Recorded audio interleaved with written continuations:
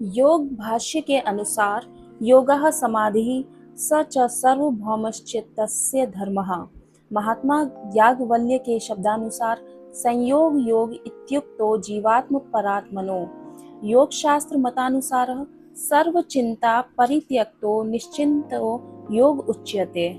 प्रत्यभिज्ञान दर्शनानुसार शिव तथा आत्मा के अभेद ज्ञान का नाम ही योग है।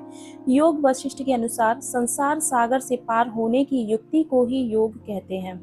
श्री भारती कृष्ण तीर्थ के मतानुसार नारायण के साथ नर के एकात्म हो जाने के साधन को योग कहते हैं। श्री अरविंद के कथनानुसार योग का अर्थ केवल ईश्वर की प्राप्ति ही नहीं अपितु उस क्रिया का नाम है जिसके द्वारा भगवत चैतन्य की अभिव्यक्ति हो जाए तथा वह स्वयं ही भगवत कर्म का अंग बन सके। संपूर्णानंद चित्तविलास ने लिखा है कि आत्म साक्षात्कार का एकमात्र उपाय योग है। भगवान श्री कृष्ण ने कहा है कि नात्यशंतस्तु योगो अस्ति न चैकांत मनश्चतः न चाति स्वप्नशीलस्य जाग्रतो नैव चार्जुन युक्ताहार विहारस्य युक्त चेष्ट कर्मसु युक्त स्वप्नावबोधस्य योगो भवति दुःखः।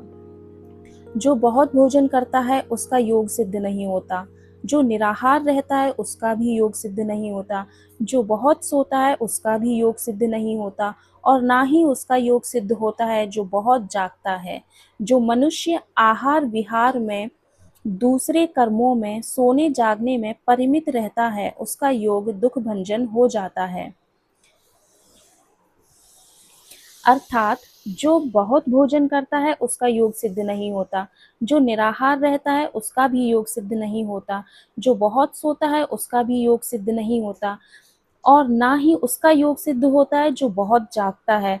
जो मनुष्य आहार विहार में दूसरे कर्मों में सोने जागने में परिमित रहता है उसका योग दुख भंजन हो जाता है।